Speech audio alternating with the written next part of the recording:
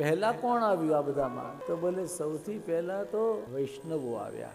એનો શ્લોક એમાં આવ્યો અને એમાં એમ કહ્યું, શ્રી ભાગવત પિયુષ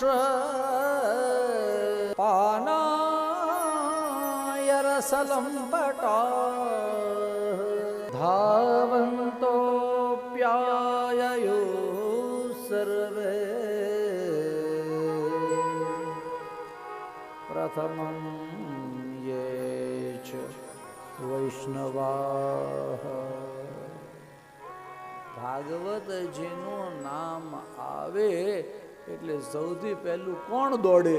તો બોલે જે વૈષ્ણવ છે એ દોડે. શ્રીમદ ભાગવતજી માટે વૈષ્ણવો દોડતા આવે. કેમ? કારણ કે વૈષ્ણવોને થાય કે અમારા પ્રભુની કથા છે. કોની કથા છે?